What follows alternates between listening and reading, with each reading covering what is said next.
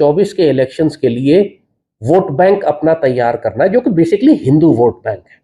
ہندوؤں کے انہوں نے یہ بتانا ہے کہ ہندو راشٹر کے لیے، اکھنڈ بھارت کے لیے اگر کوئی کام کر سکتا ہے تو وہ بی جے پی، مودی اور یوگی ہے۔ اور پاکستانیوں کو جو اس بات کا اندازہ نہیں ہے، دیکھیے آئی ایم ایف کے کلچ میں ہم جکڑے ہوئے ہیں، اور اس وقت انڈیا جو ہے وہ کہاں پہ جا رہا ہے، بنگلہ دیش کی جو جی ڈی پی ہے وہ کہاں پہ جا رہی ہے، یہاں پہ کہاں سے آئیں گی؟ پہلے ہی اتنی مہنگی میڈیسنز ہیں جو کہ ملتی نہیں ہیں، نقلی میڈیسنز الگ سے جو ہے وہ پاکستان کے اندر جو سچویشن رہتی ہے وہ آپ جانتے ہیں۔ شہباز شریف کی جانب سے بھارت کو مذاکرات کی میز پر آنے کی دعوت دی گئی ہے، کیا امریکہ اب سنجیدگی کے ساتھ ثالثی کا کردار ادا کرنے کے لیے تیار ہے؟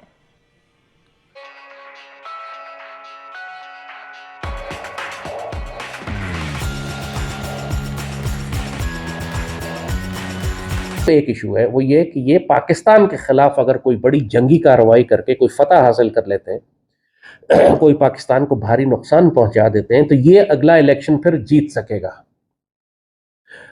الیکشن بھارت میں مارچ، اپریل، مئی وغیرہ کے آس پاس اگلے سال آنے والے ہیں، اس کا مطلب ہے 8-9 مہینے رہ گئے ہیں الیکشن میں تقریباً۔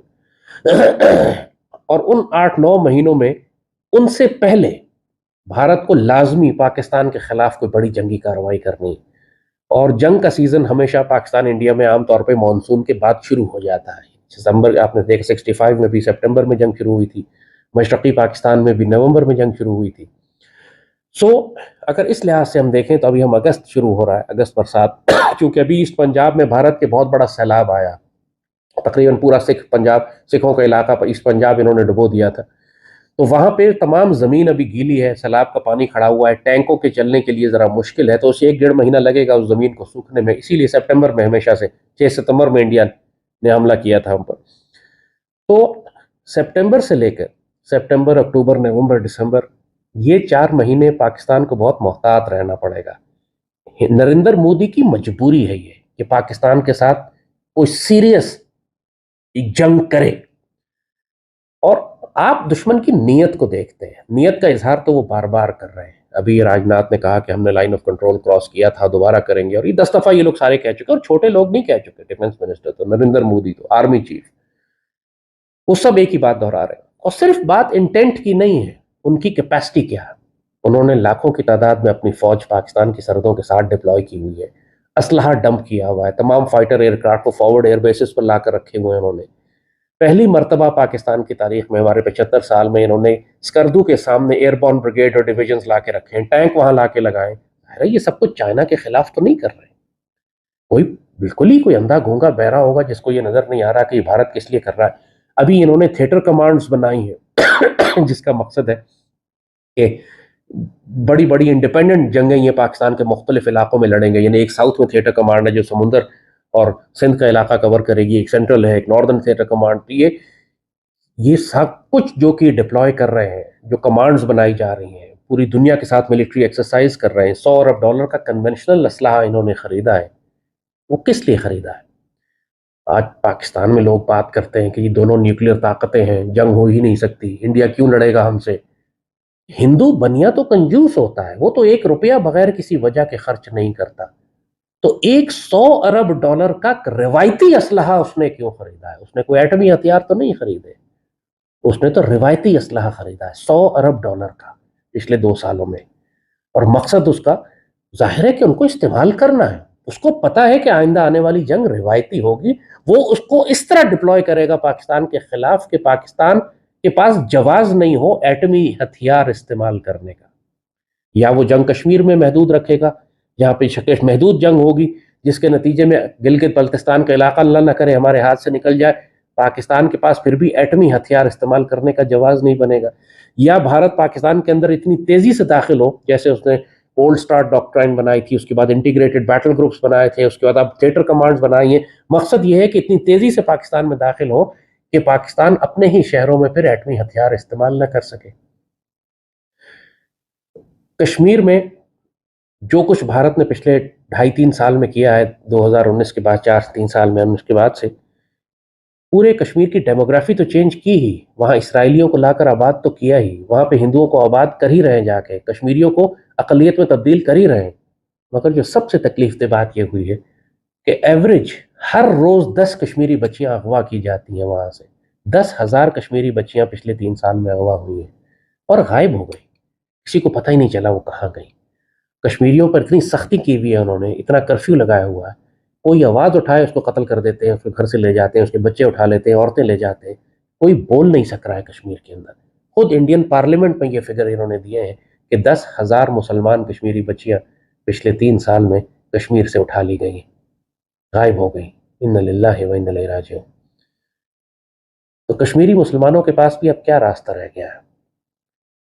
جہاں تک پاکستان کا تعلق ہے, ہم نے 2019 میں جب اس نے بھارت نے کشمیر کو ضم کیا تھا اپنے اندر, یہاں کے حکمران اس وقت کہتے تھے کہ کیا فرق پڑ گیا آرٹیکل 370 وائلیٹ کرنے سے, کشمیر تو پہلے بھی بھارت کے پاس تھا. یہ فرق پڑ گیا. اس سے پہلے بھارت کی جرت نہیں ہوتی تھی کہ کشمیر میں کسی مسلمان بچے کی طرف نگاہ بھی اٹھا کے دیکھے, اور اب یہ سفاکی کے ساتھ آ کے ہندو ہونڈے ہماری بچیاں اٹھا کے لے جا رہے ہیں. جس طرح نہیں, بالکل نہیں ہے جی. بات یہ ہے کہ اگر ہم پرانی تاریخ دیکھیں 1962 میں جب چائنا نے حملہ کیا تھا میک موہن لائن پر, اور بعد میں تو پھر اس کو بعد میں LAC کہہ دیا, لائن آف ایکچوئل کنٹرول. اس وقت پاکستان کے پاس یہ جو ہمارے سفیر تھے شہاب نامے میں موجود ہے یہ بات. جی جی. انہوں نے یہ کہا کہ اگر آپ اس وقت موقع ہے آپ اس وقت کشمیر لے لیں. تو اس وقت امریکہ نے مداخلت کی اور کہا کہ نہیں, ہم آپ کی مداخلت کراتے ہیں. اور پھر بھٹو کے اور سورن سنگھ کے درمیان میں 6 مذاکراتی دور ہوئے, 3 سال تک چلے یا اس سے کم عرصے تک, لیکن بہرحال ایک طویل عرصے تک چلے, لیکن نتیجہ ٹانٹا فش ہوا. اب بھی مجھے لگتا ہے کہ یہ جو صورتحال ہے اس میں بھی امریکہ کا کوئی اس میں جو کہ چائنا کے خلاف جو انڈیا پیسیفک جو ان کے ٹرم انہوں نے ایجاد کی ہے, اور جو انہوں نے کوارڈ بنایا, کوس بنایا ہے, اور اس میں جو چائنا امریکہ نے انڈیا کے تمام بحری جو بندرگاہیں ہیں وہ یا ان کے اڈے ہیں وہ لے لیے ہیں. ان کے ساتھ میں 4 بڑے معاہدے کیے ہیں. ایک ان کا معاہدہ یہ ہے کہ وہ ایک دوسرے کے ساتھ میں جو اسٹریٹجک معاملات میں جو معلومات ہیں وہ ایک دوسرے کے انفارمیشن ہے وہ ایک دوسرے سے تبادلہ خیال کریں گے, ایک دوسرے سے بتائیں گے. دوسرا ان کا جو ہے لاجسٹک سپورٹ ایگریمنٹ ہے, LSA کہلاتا ہے. اس سے کے تحت وہ یہ ہے وہ ان کے جہاز آ کر یہاں اینکر کر سکتے ہیں انڈیا کی بندرگاہ کے, اور انڈیا کے جو ہیں جہاز جو امریکہ میں جا کے لنگر انداز ہو سکتے ہیں. تو اب ظاہر ہے کہ انڈیا کا تو جہاز کوئی جائے گا نہیں, امریکہ کو یہاں پر ضرورت ہے.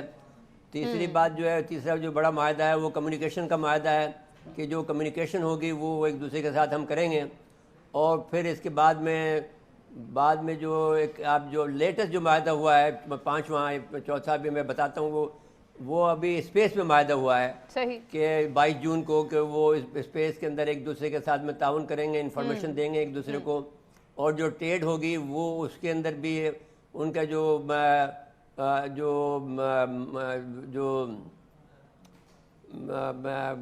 پرائیویٹ سیکٹر ہے یا جو کمپنیز ہیں ملٹی نیشنل کمپنیز ہیں, یا ان کی ہیں یا ان کی ہیں, وہ ایک دوسرے کے ساتھ میں تعاون کریں گے.